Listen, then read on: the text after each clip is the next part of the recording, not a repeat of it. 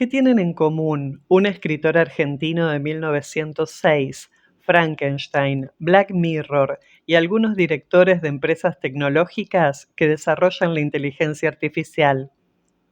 Una respuesta posible es que todos exploran la misma idea. ¿Cuáles serán los límites del conocimiento humano? ¿Hasta dónde podremos llegar? Pero a su vez, ¿qué pasa cuando el deseo de conocimiento avanza más rápido que la reflexión ética? ¿Debemos hacer las cosas solo porque podemos, sin pensar en las consecuencias? Leopoldo Lugones, 1874-1938, fue uno de los escritores más importantes del modernismo argentino, un movimiento literario y artístico caracterizado por el uso de un lenguaje refinado que incluía cultismos, es decir, un lenguaje más intelectual, literario y científico, y neologismos, la invención de nuevas palabras, además de la expresión de la melancolía y la búsqueda de la belleza. Fue uno de los pioneros del cuento fantástico en el Río de la Plata. Le interesaban diversos temas que están presentes en sus obras, como por ejemplo la ciencia, el espiritismo, el conocimiento de lo oculto, los límites entre lo racional y lo inexplicable, y en muchos de sus cuentos aparece esta pregunta: ¿hasta dónde puede llegar el conocimiento humano? Pero como siempre, es importante poner en su contexto la historia, porque cuando leemos una obra de 1906 con la mentalidad del año 2026, podemos perder una parte de la riqueza del relato. Hagamos un mini viaje en el tiempo y pensemos en esa época. El mundo que conoció Lugones estaba cambiando radicalmente. A principios del siglo XX, la electricidad parecía casi mágica. Los rayos X acababan de descubrirse. Freud revolucionaba la idea de la mente y el subconsciente. El cine era una novedad sorprendente. Y las teorías de Darwin seguían generando debates sobre la relación entre los seres humanos y los animales. Además, muchas personas cultas e intelectuales se interesaban por los temas que estaban de moda, como por ejemplo la hipnosis, la telepatía y el espiritismo, que quizás son temas que hoy nos parecen un poco antiguos o distantes, pero en ese momento las fronteras entre la ciencia, la filosofía y el misterio a lo desconocido eran mucho más difusas de lo que son hoy, y las personas buscaban explicaciones en lugares diversos. En ese contexto, Leopoldo Lugones escribió el cuento que vamos a compartir hoy. Isur es un cuento fantástico publicado en Las Fuerzas Extrañas en 1906. La historia está narrada por un científico sin nombre que está obsesionado con demostrar que los monos alguna vez hablaron y que perdieron esa capacidad con el tiempo. Convencido de que el lenguaje puede recuperarse, decide educar a un chimpancé llamado Isur mediante ejercicios, observación y experimentos cada vez más intensos. A medida que avanza la narración, la relación entre el científico y el animal se vuelve perturbadora.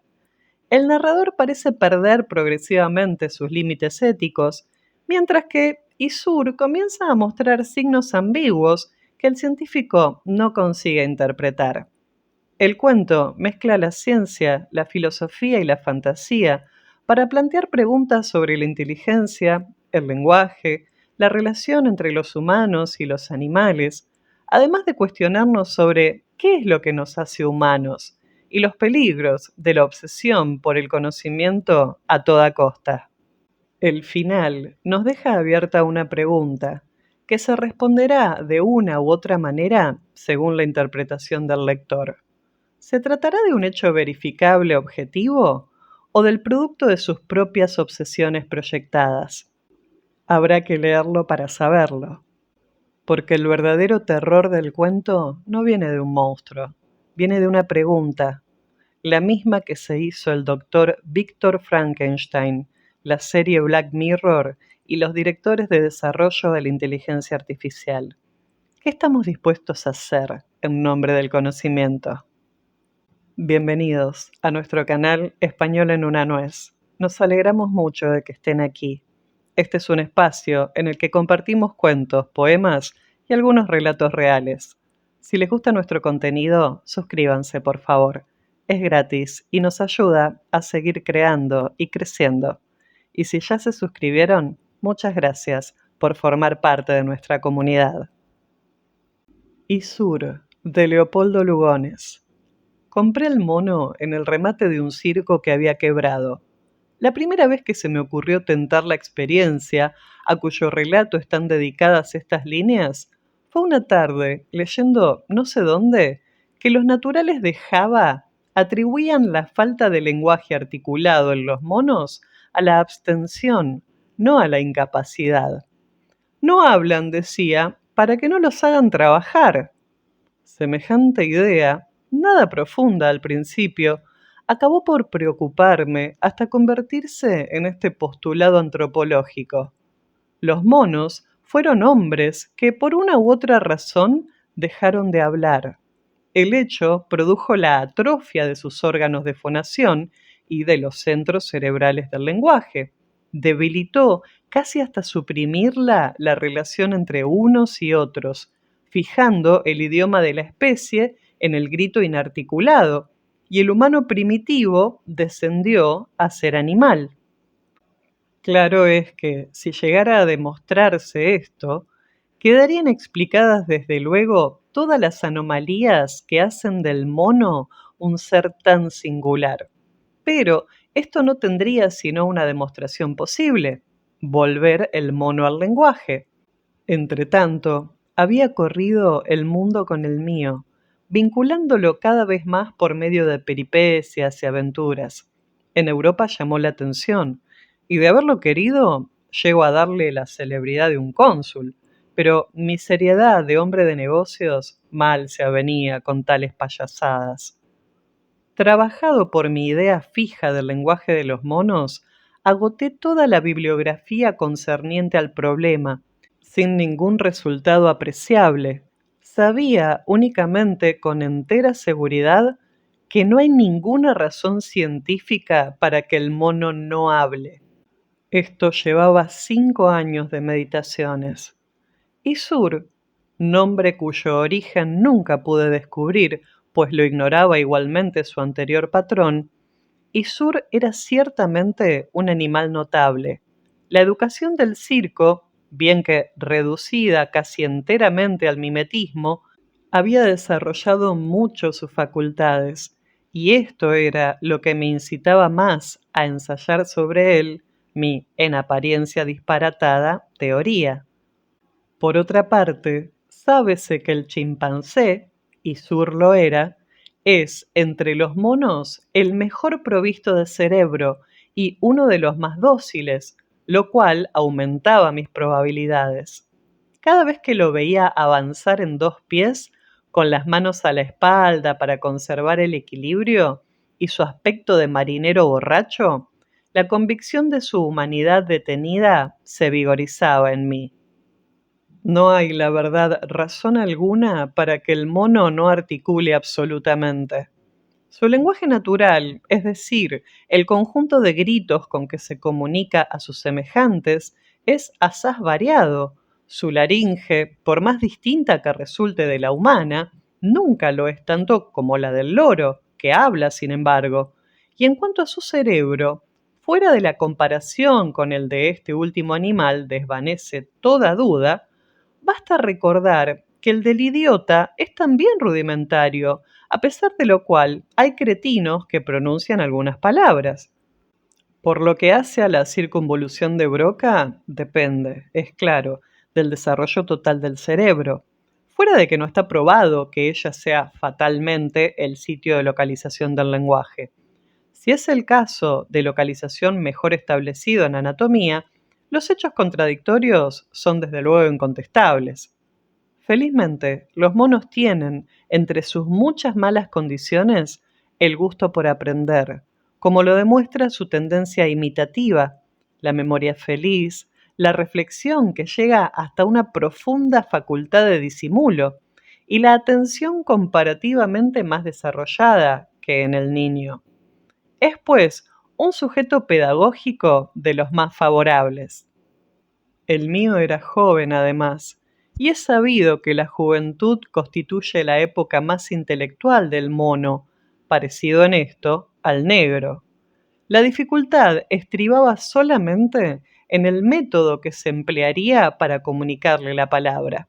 Conocía todas las infructuosas tentativas de mis antecesores, y está de más decir que, ante la competencia de alguno de ellos y la nulidad de todos sus esfuerzos, mis propósitos fallaron más de una vez, cuando el tanto pensar sobre aquel tema fue llevándome a esta conclusión.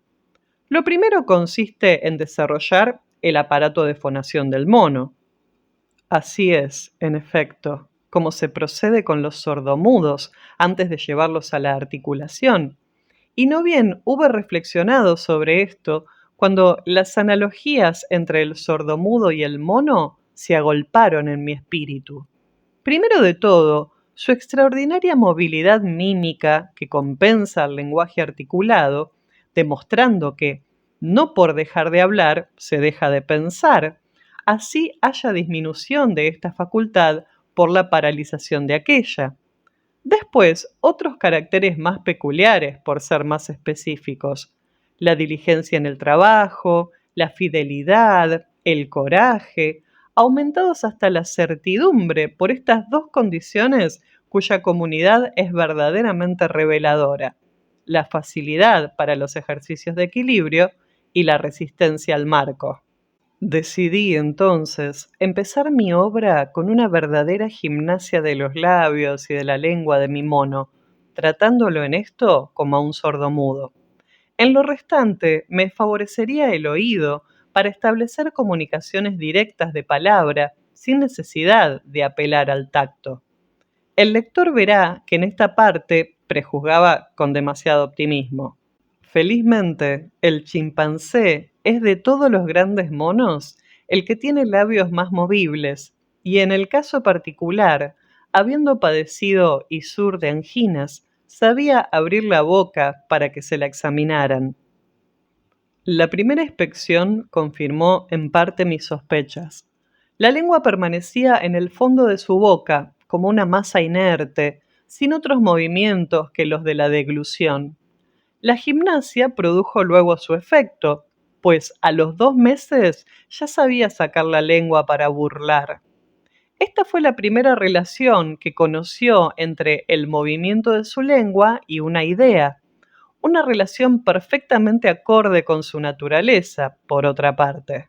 Los labios dieron más trabajo, pues hasta hubo que estirárselos con pinzas, pero apreciaba, quizás por mi expresión, la importancia de aquella tarea anómala y la acometía con viveza. Mientras yo practicaba los movimientos labiales que debía imitar, permanecía sentado, rascándose la grupa con su brazo vuelto hacia atrás y guiñando en una concentración dubitativa, o alisándose las patillas con todo el aire de un hombre que armoniza sus ideas por medio de ademanes rítmicos. Al fin aprendió a mover los labios. Pero el ejercicio del lenguaje es un arte difícil, como lo prueban los largos balbuceos del niño que lo llevan, paralelamente con su desarrollo intelectual, a la adquisición del hábito. Está demostrado, en efecto, que el centro propio de las inervaciones vocales se halla asociado con el de la palabra, en forma tal que el desarrollo normal de ambos depende de su ejercicio armónico. Y esto ya lo había presentido en 1785 Heinicke, el inventor del método oral para la enseñanza de los sordomudos, como una consecuencia filosófica. Hablaba de una concatenación dinámica de las ideas, frase cuya profunda claridad honraría a más de un psicólogo contemporáneo. Isur se encontraba, respecto al lenguaje, en la misma situación del niño que antes de hablar entiende ya muchas palabras, pero era mucho más apto para asociar los juicios que debía poseer sobre las cosas por su mayor experiencia de la vida.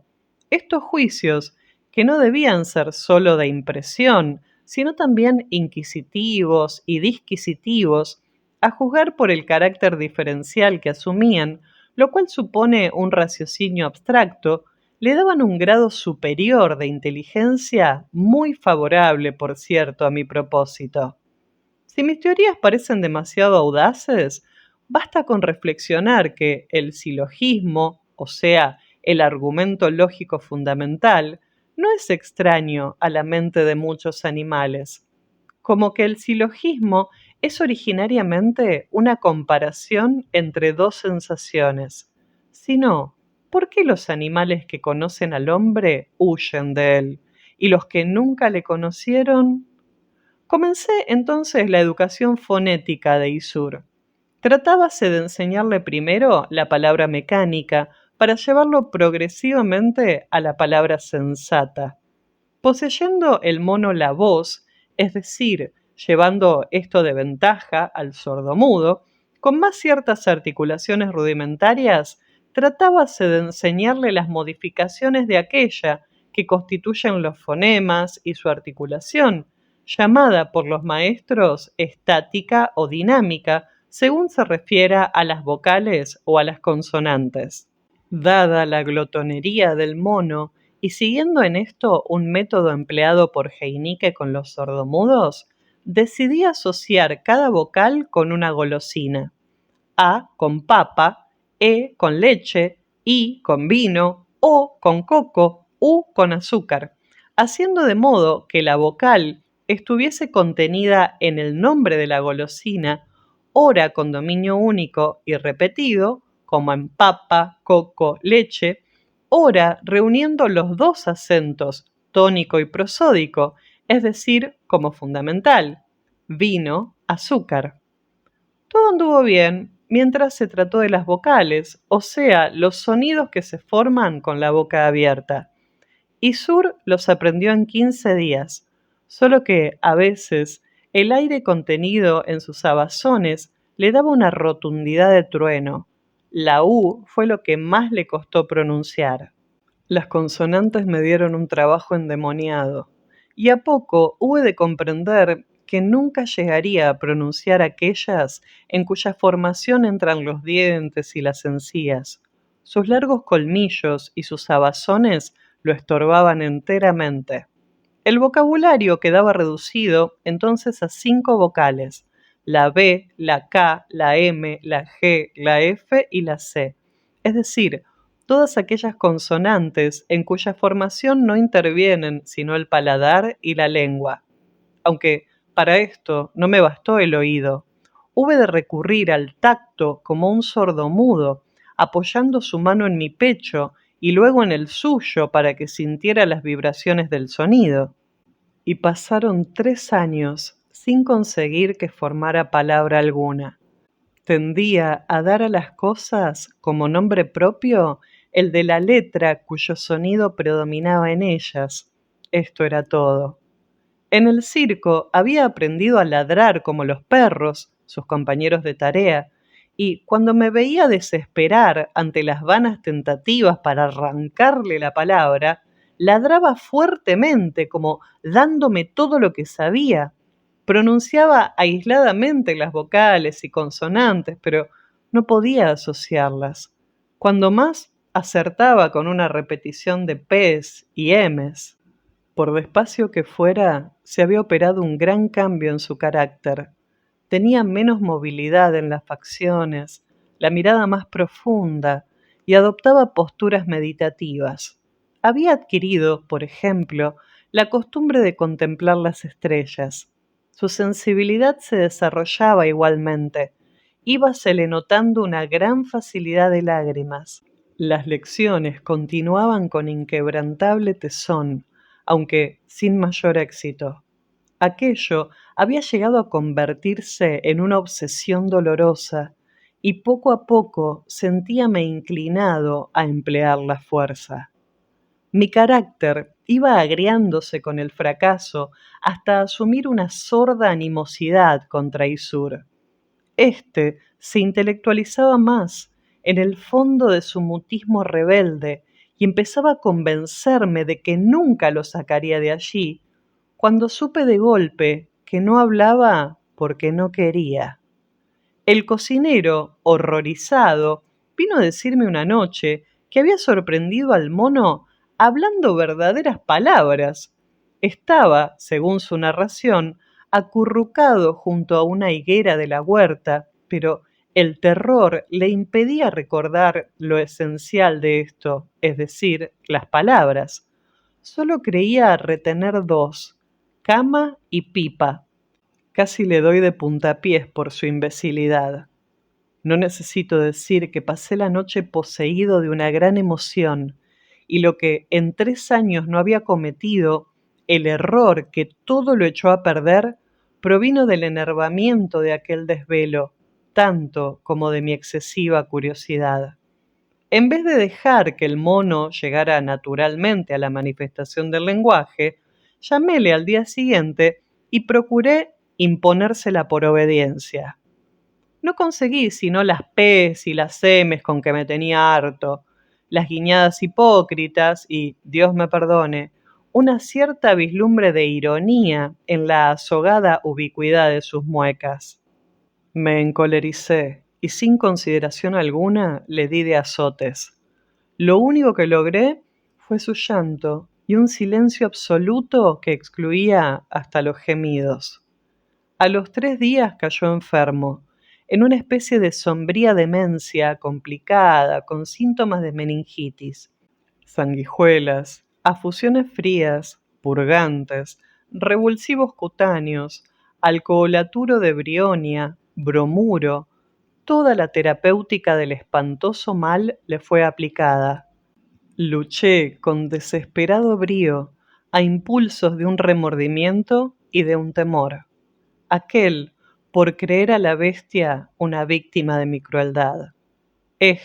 Por la suerte del secreto que quizá se llevaba a la tumba.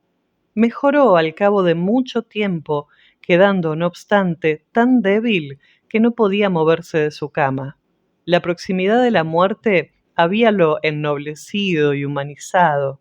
Sus ojos, llenos de gratitud, no se separaban de mí, siguiéndome por toda la habitación como dos bolas giratorias, aunque estuviese detrás de él.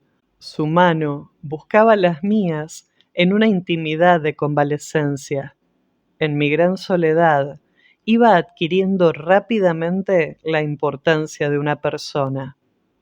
El demonio del análisis, que no es sino una forma del espíritu de perversidad, impulsábame, sin embargo, a renovar mis experiencias. En realidad, el mono había hablado. Aquello no podía quedar así. Comencé muy despacio, pidiéndole las letras que sabía pronunciar. ¡Nada! Dejélo solo durante horas, espiándolo por un agujerillo del tabique. ¡Nada! Habléle con oraciones breves, procurando tocar su fidelidad o su glotonería. Nada.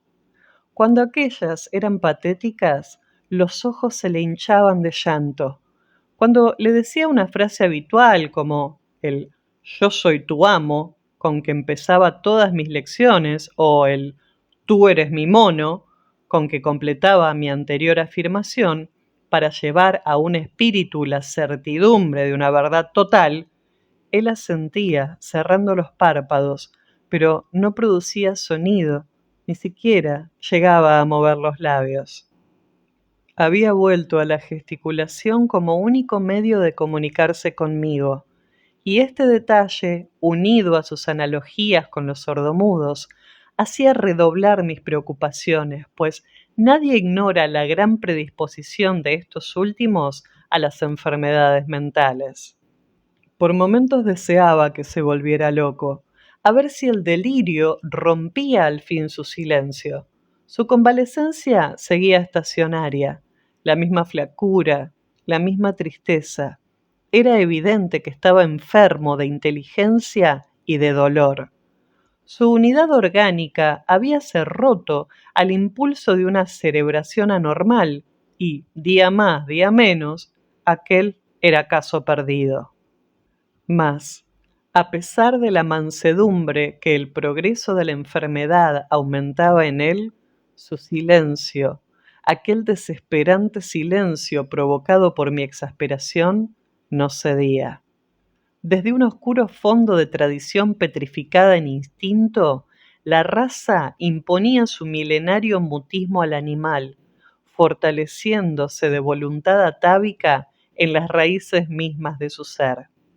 Los antiguos hombres de la selva, que forzó al silencio, es decir, al suicidio intelectual, quién sabe qué bárbara injusticia, mantenían su secreto formado por misterios de bosque y abismos de prehistoria, en aquella decisión ya inconsciente, pero formidable con la inmensidad de su tiempo.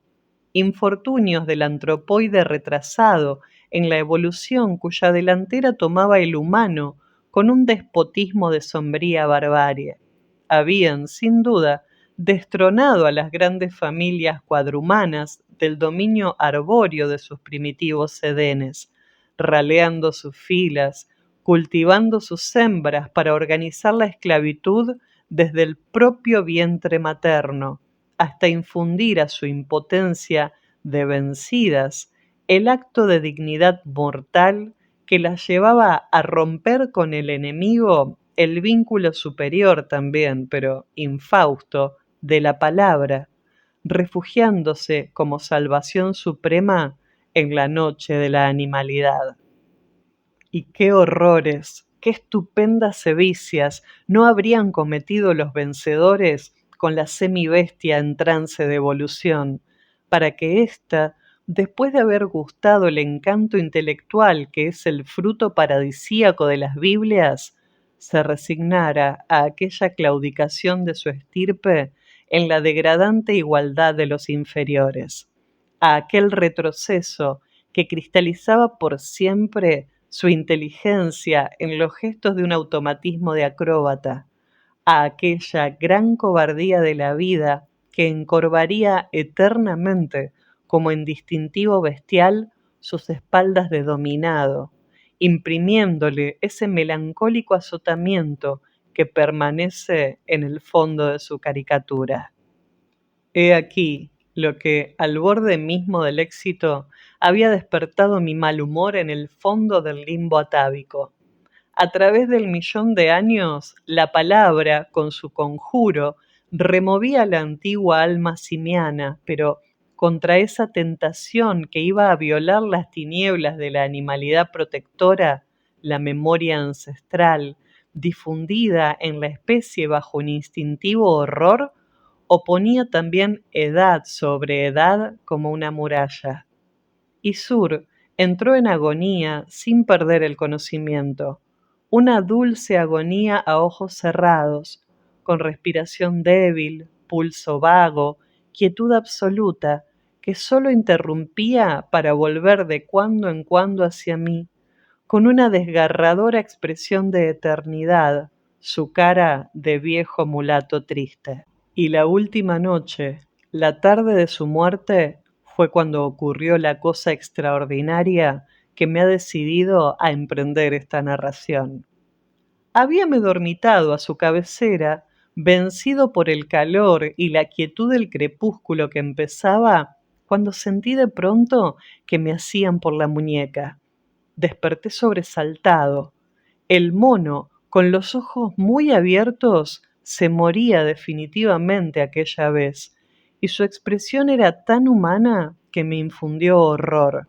Pero su mano, sus ojos, me atraían con tanta elocuencia hacia él que hube de inclinarme de inmediato a su rostro, y entonces, con su último suspiro, el último suspiro que coronaba y desvanecía a la vez mi esperanza, brotaron, estoy seguro, brotaron en un murmullo.